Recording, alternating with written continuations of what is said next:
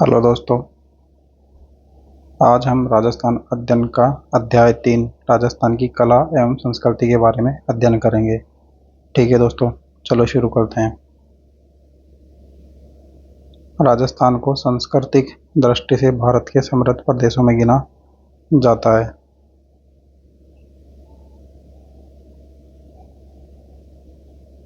संस्कृति एक विशाल सागर है जिसे संपूर्ण रूप से लिखना संभव नहीं है। संस्कृति तो गांव, ढाणी, चौपाल, चबूतरे, महल, प्रसादों में ही नहीं, वह तो घर घर तथा जन जन में समाई हुई है। राजस्थान की संस्कृति का स्वरूप रजवाड़ों और सामंती व्यवस्था में देखा जा सकता है, फिर भी इसके वास्तविक रूप को बचाए रखने का श्रेय ग्रामीण अंचल को ही जाता है, जहाँ आज भी यह संस्कृति जीवित है। संस्कृति में साहित्य, संगीत तथा इसके अतिरिक्त कला, कौशल, शिल्प, मंदिर, किले, झोपड़ियों का भी अध्ययन किया जाता है, जो हमारी संस्कृति का दर्पण है।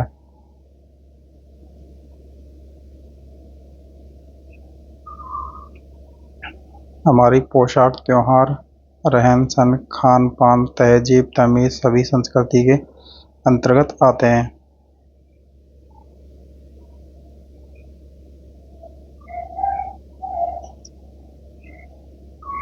थोड़े शब्दों में कहा जाए तो मनुष्य को मनुष्य ही बनाती है वह संस्कृति है।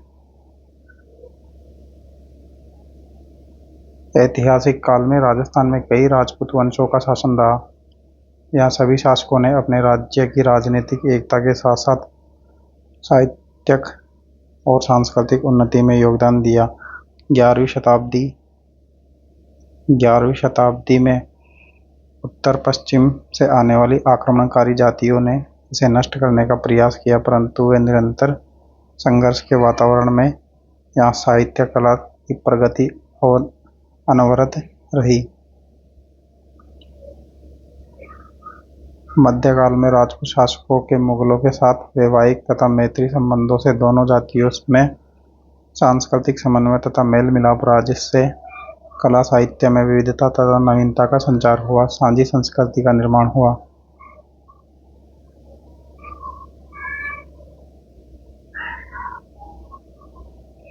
सांझी संस्कृति राजस्थान के भूभाग पर आक्रमणों एवं युद्धों का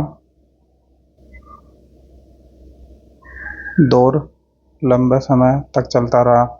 राजस्थानी जनजीवन में समन्वय एवं उदारता के गुणों ने सांझी संस्कृति को पनपने का अवसर प्रदान किया। धार्मिक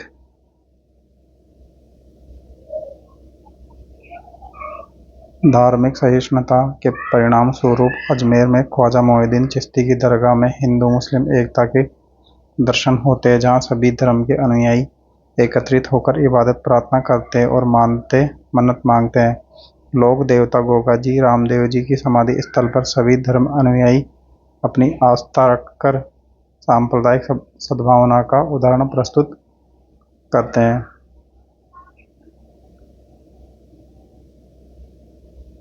राजस्थान के सामाजिक जीवन यथा खान पान, रहन सहन, आमोद प्रमोद तथा रस्म रिवाजों में सर्वत्र हिंदू मुस्लिम संस्कृतियों का समन्वय हुआ है, जो भोजन में अकबरी जलेबी, खुरासानी खिचड़ी, बाबर बड़ी, पकौड़ी और मुंगोड़ी का प्रचलन मुगल प्रभाव में खूब पनपा है।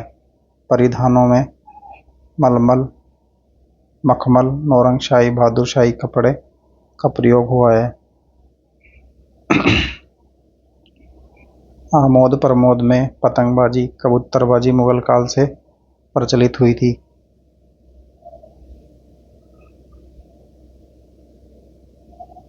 स्थापत्य कला में हिंदू मुस्लिम शैलियों का सम्मिश्रण सांझी संस्कृति का एक उदाहरण है। यहाँ के राजा महाराजाओं ने मुगल प्रभाव से स्थापत्य निर्माण में संगमरमर का प्रयोग किया है।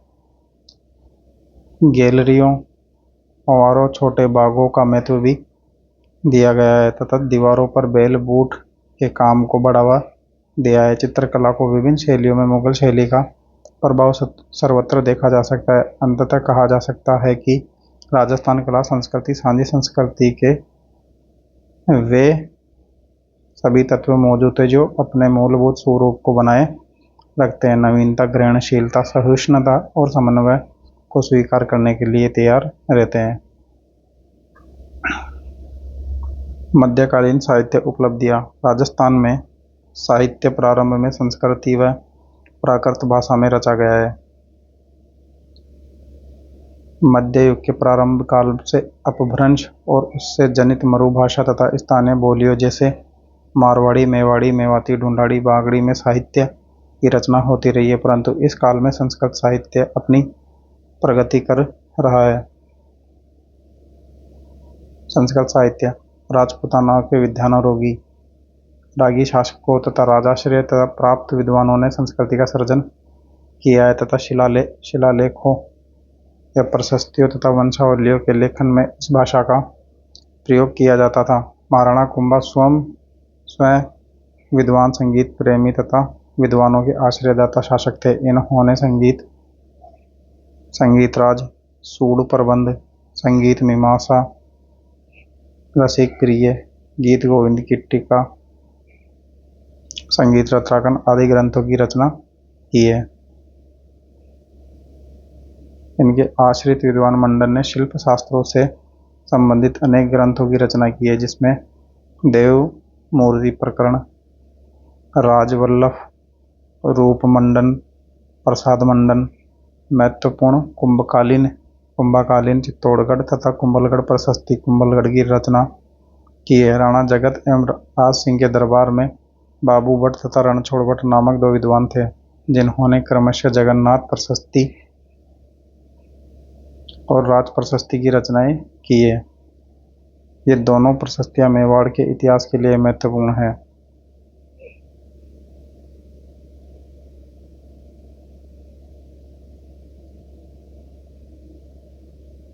आमेर जयपुर के महाराजा मानसिंह,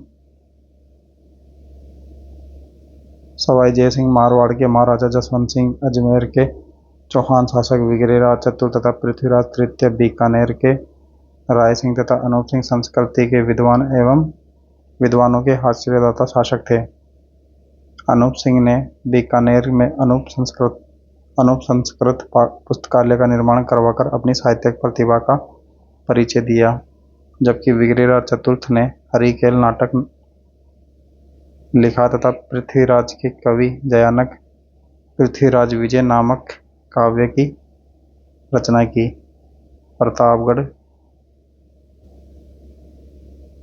प्रतापगढ़ के दरबारी पंडित जयदेव का हरि विजय नाटक तथा गंगा राम भट्ट का हरिभूषण इस काल का प्रसिद्ध रचनाएं थी। मारवाड़ के जसवंत सिंह ने संस्कृति में भाषा भूषण तथा आनंद विलास नामक श्रेष्ठ ग्रंथ लिखे थे। जोधपुर के मान सिंह ने नाथ चरित्र नामक ग्रंथ लिखा तथा मान सिंह को पुस्तकों से इतना प्रेम था कि उन्होंने काशी, नेपाल आदि में संस्कृत के अनेक ग्रंथालय मंगवाकर अपने पुस्तकालय में सुरक्षित रखे। आज ये पुस्तकालय मानसिंह पुस्तक प्रकाश शोध केंद्र के रूप में विख्यात है। अब है दोस्तों राजस्थानी साहित्य। राजस्थानी समस्त राजस्थान की भाषा रही है, जिसके अंतर्गत मेवाड़ी, मारवाड़ी, ढूंढाड़ी, हाड़ौती, बागड़ी, मालवी, मेवाती आदि बोलियां आती है। इस भाषा में जैन शैली, चारण शैली, संत शैली और लोक शैली में साहित्य का सर्जन हुआ है। सबसे पहले बात करें तो दोस्तों जैन शैली साहित्य। जैन शैली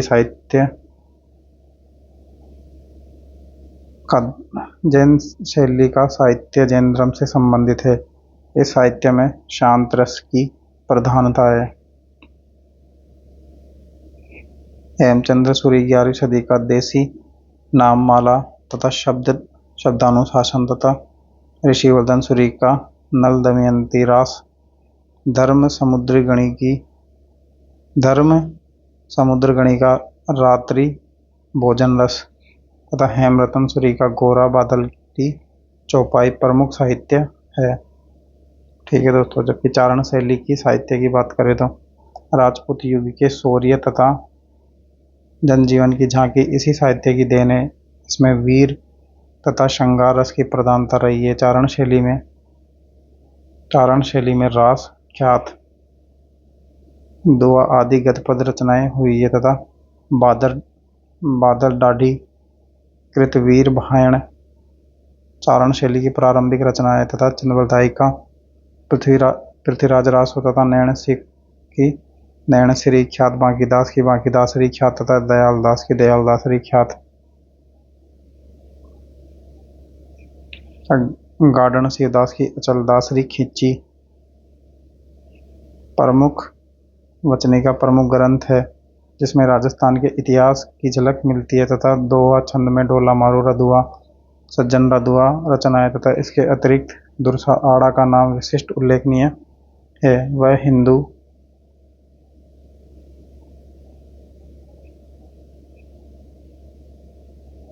हिंदू संस्कृति और शौर्य का प्रशासक तथा भारतीय एकता का भक्त था। बीकानेर नरेश कल्याणमल के पुत्र पृथ्वीराज राठौड़ ने वेली कृष्ण रुक्मणीरी नामक ग्रंथ की रचना करवाई थी।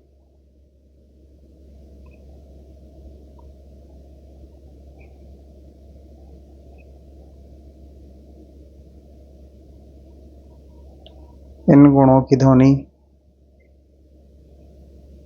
ध्वनि इनके गीत, छंद तथा जुल्का तथा दोहा में स्पष्ट सुनाई देता है। सूर्यमल मिश्रण आधुनिक काल का महाकवि था तथा बूंदी राज्य का कवि था। इसने वंश भास्कर वीर सतसई जैसी उल्लेखनीय कृतियों की रचना की थी। संत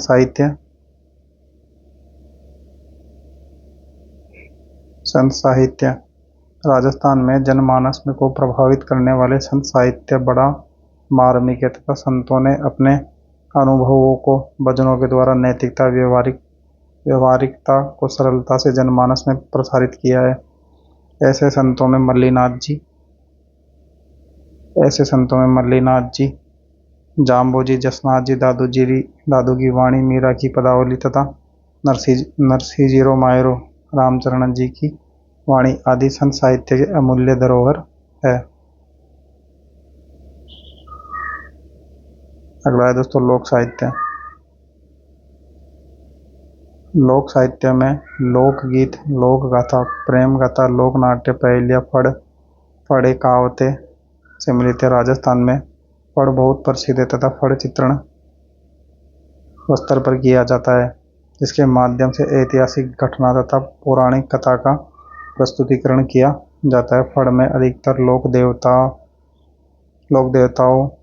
बापूजी, देवनारायण, रामदेव जी इत्यादि के जीवन की घटनाओं और चमत्कारों का चित्रण होता है।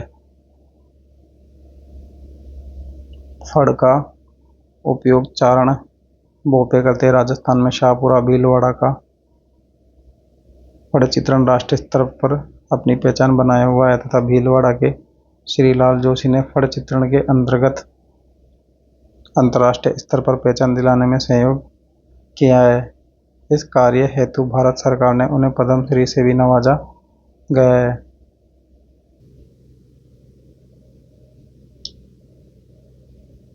इनमें पाबूजी फड़,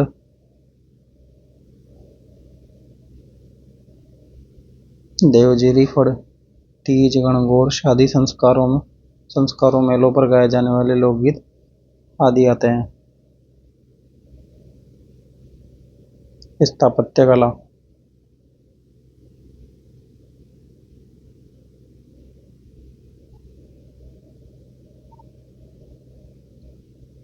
मानव संस्कृति के इतिहास में स्थापत्य का अपना स्वतंत्र स्थान है तथा मध्ययुगीन राजस्थान के स्थापत्य में राजप्रसाद, मंदिर और दुर्गों का निर्माण महत्वपूर्ण है। इस युग में स्थापत्य कला की एक विशेष शैली का विकास हुआ है जिसमें हिंदू स्थापत्य कला शैली कहा जाता है तथा इस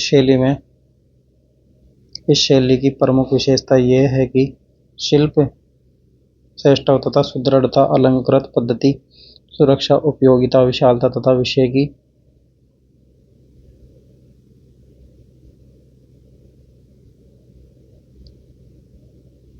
विविधता आदि है तथा मुगल सत्ता के साथ साथ समागम के पश्चात स्थानीय स्थापत्य तुर्की तथा मुगल प्रभाव से नई शैली का विकास हुआ है। हिंदू मुस्लिम स्थापत्य शैली कहा गया है तथा दुर्ग स्थापत्य राजस्थान में राजस्थान में राजाओं का स्थान रहा है। जहाँ राजा हो यहाँ सामंत दुर्ग निर्माण को आवश्यक मानते थे।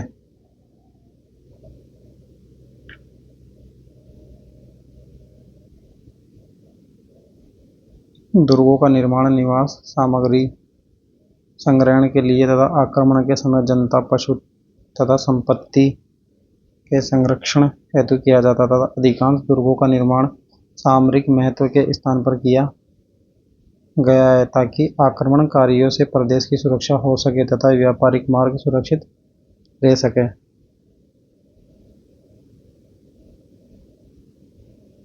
दुर्ग की ऊंची तथा चौड़ी पहाड़ियों पर किया जाता था।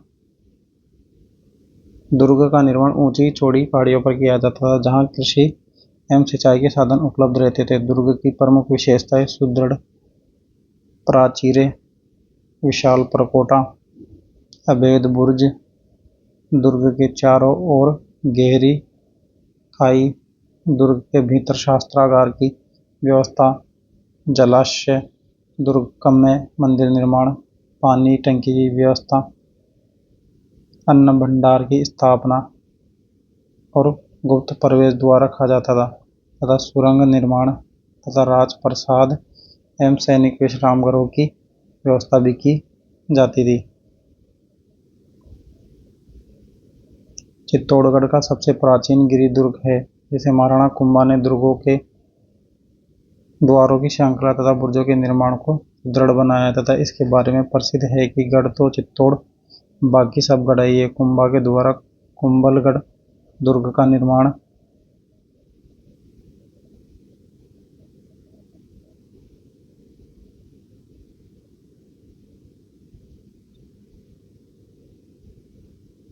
कराया गया था तथा विशाल तथा ऊंची पहाड़ी पर सुदृढ़ द्वारों तथा प्राचीरों से सुरक्षित है तथा परमारों का जालोर दुर्ग, चौहानों का अजमेर में तारागढ़ दुर्ग, रणथंभौर दुर्ग खाड़ाओं के द्वारा निर्मित, बूंदी का तारागढ़ दुर्ग, राव जोधा का जोधपुर दुर्ग, जोधपुर में मेहरानगढ़ दुर्ग तथा कछवा जयपुरों के आसपास आमेर में दुर्ग, नाहरगढ़ दुर्ग, जयगढ़ दुर्ग उत्कृष्टगिरी दुर्ग है तथा परमारों का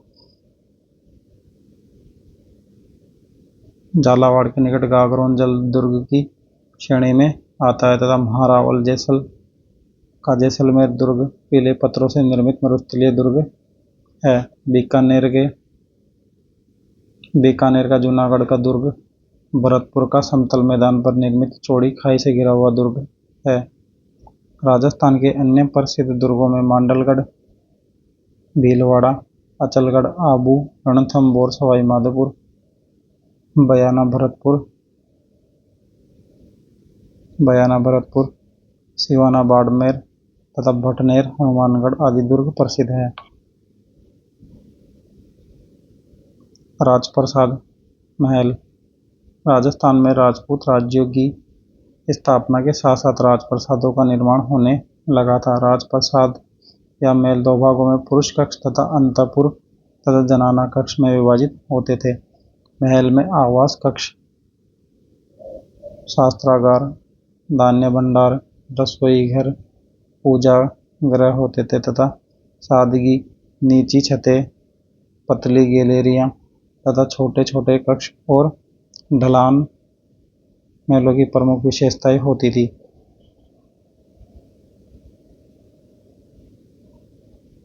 मुगल राजपूत संबंधों के प्रभाव से महलों में फव्वारे, छोटे बाग, गुंबद, पतले खंभे, मेहराब आदि नए विधाओं का प्रयोग होने लगा तथा कुंभलगढ़ तथा चित्तौड़गढ़ के महल सादगी के नमूने तथा उदयपुर के अमर सिंह के महल, जगनिवास, जगमंदिर तथा जोधपुर के फूल महल, आमेर के दीवाने आम, दीवाने खास, बीकानेर के रंगमहल, कर्णमहल, शीश महल, अनूप महल तथा कोटा जैसलमेर के महलों में मुगल स्थापत्य का प्रभाव दिखाई देता है। फिर है दोस्तों मंदिर स्थापत्य। राजस्थान में मंदिर स्थापत्य का प्रारंभ प्राचीन काल से ही माना जाता है। 13वीं शताब्दी तक मंदिर स्थापत्य में शक्ति तथा सूर्य का रणकपुर के जैन मंदिरों में दुर्गा दुर्ग स्थापत्य का प्रभाव देखा जा सकता है।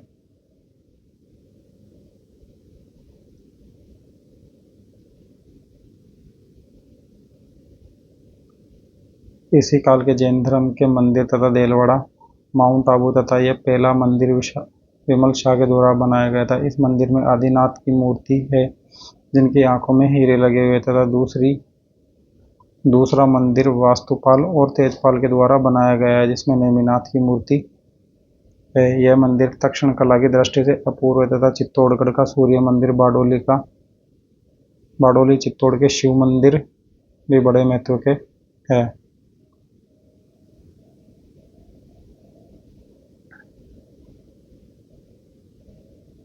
डूंगरपुर के श्रीनाथ जी के मंदिर, उदयपुर के जगदीश मंदिर हिंदू स्थापत्य की प्रधानता है, जबकि जोधपुर के घनश्याम मंदिर तथा आमेर का जगत शिरोमणि मंदिर मुगल शैली का प्रभाव दिखाई देता है। 17वीं-18वीं शताब्दी में मुगल आक्रमणों से बचाव में श्रीनाथ जी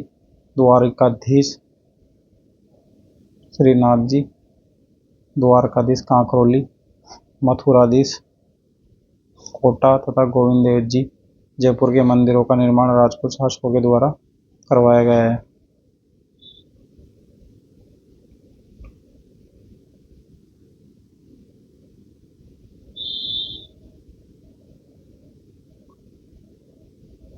अगला है दोस्तों भवन स्थापत्य कला, जिसमें सबसे पहले हवेलियाँ। राजस्थान में भवन स्थापत्य का विकास हवेलियों के निर्माण से हुआ है। राजस्थान के अनेक नगरों में सेठ और सामंतों ने भव्य हवेलियों का निर्माण करवाया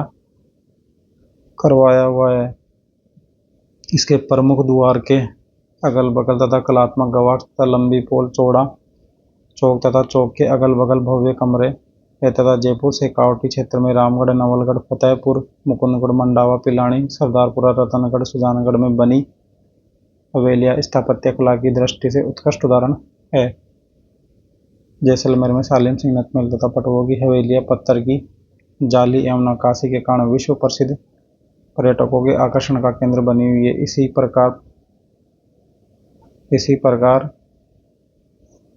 मंशी पत्थर से निर्मित करौली, कोटा, भरतपुर की हवेलियाँ अपनी कलात्मक संगत राशि की दृष्टि से उत्कृष्ट है। फिर दोस्तों विजय स्तंभ चित्तौड़गढ़ में स्थित है।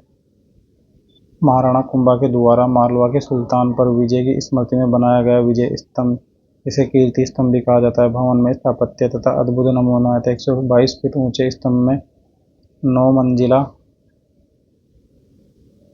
मंजिले है तथा इसके अंदर ऊपर जाने के लिए सीढ़ियां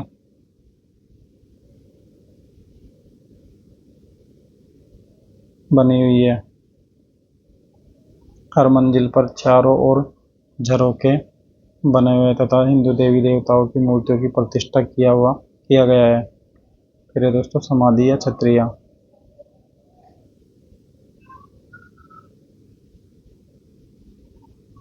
देश में प्राण न्यौछावर करने वाले शासक, सामंतों तथा सेना नायकों की स्मृतियों में समाधियों की छत्रियां बनाई गई है, जिन्हें देवलिया या देवल भी कहा जाता है। जैसे गेटौर की छतरी जयपुर में, आहड़े की उदयपुर में तथा जसवंतड़ा जोधपुर में तथा छत्रविलास कोटा में तथा बड़ा बाग जैसलमेर में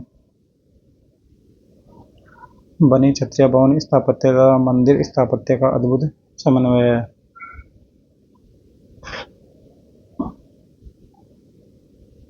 अब है दोस्तों राजस्थान की चित्रकला।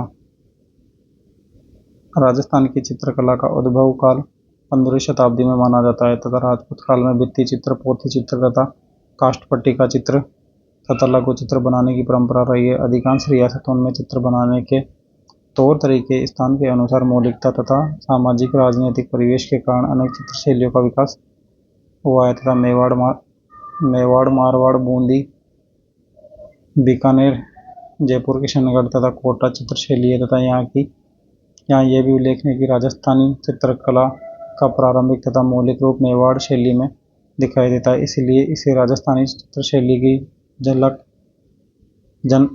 जनक शैली कहा जाता है।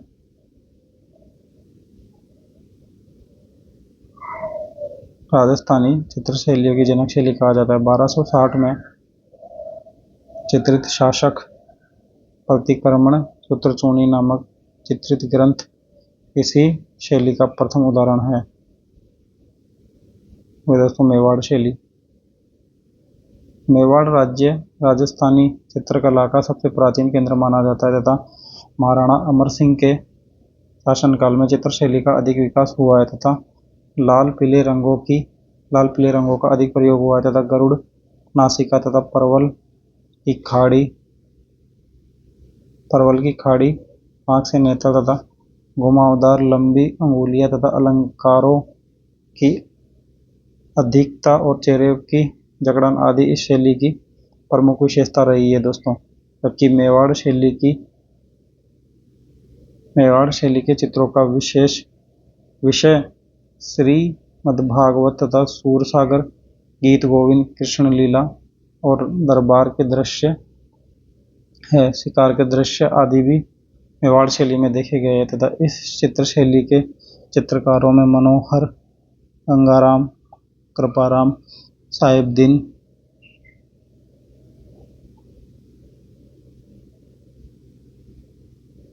जगन्नाथ प्रमुख है।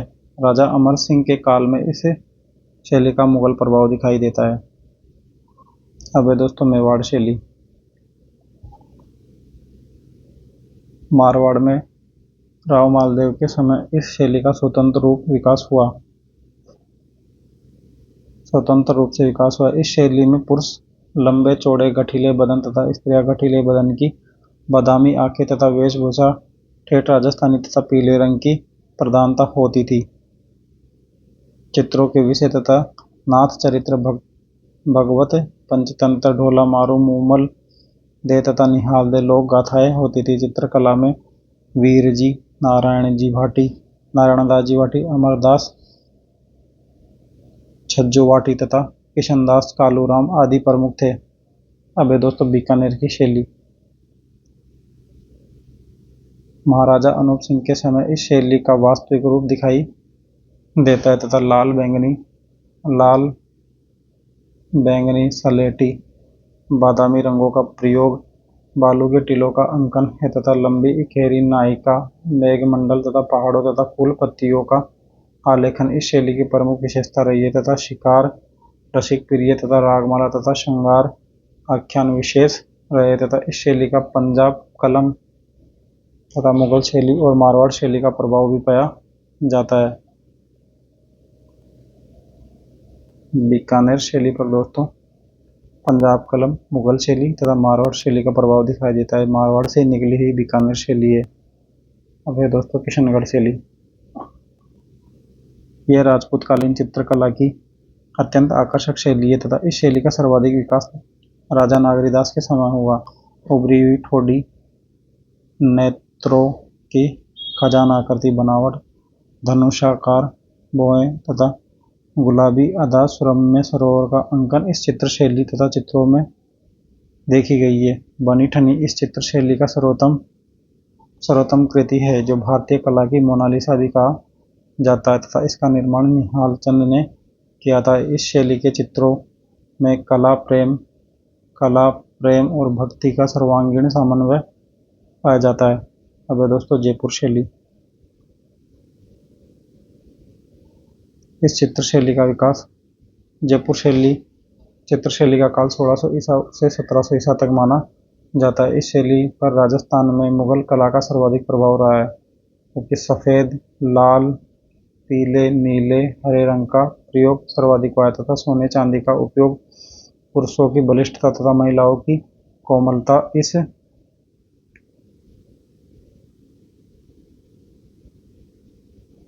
शैली की प्रमुख विशेषता रही है तथा शाही सरोवर तथा महफिलें, राग रंग, शिकार, 12 मास के गीत गोविंद, रामायण आदि विषय प्रमुख रहे हैं। अब दोस्तों बूंदी शैली।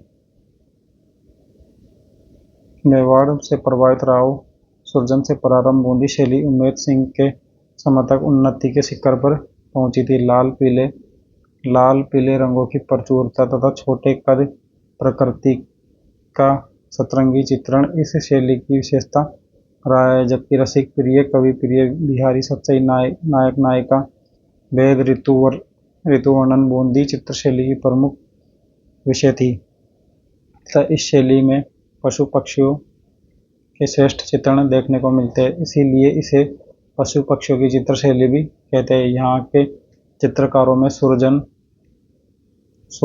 अहमद अली, रामलाल, श्री कृष्ण तथा साधुराम मुख्य थे। अब है दोस्तों कोटा शैली।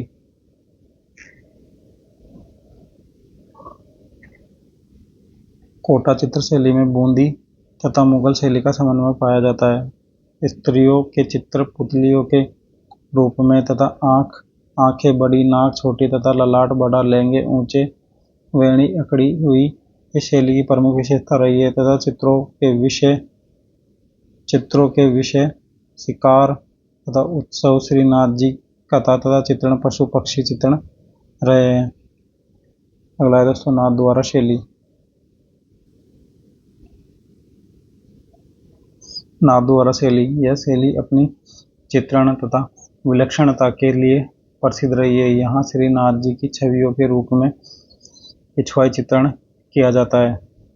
इस प्रकार राजस्थान की चित्रण की दृष्टि से संपन्न राय तथा पोथीखाना जयपुर, मानसिक पुस्तक प्रकाश जोधपुर, सरस्वती भंडार उदयपुर और स्थानीय महाराजाओं तथा सामंतों के संग्रहालय में चित्रकला का ऐसा समृद्ध भंडार उपलब्ध है जो न केवल राजस्थान को धनी बनाया हुआ है वरना भारत को भी कला निधि का एक भव्य संग्रह भी है। ठीक है दोस्तों, थैंक यू।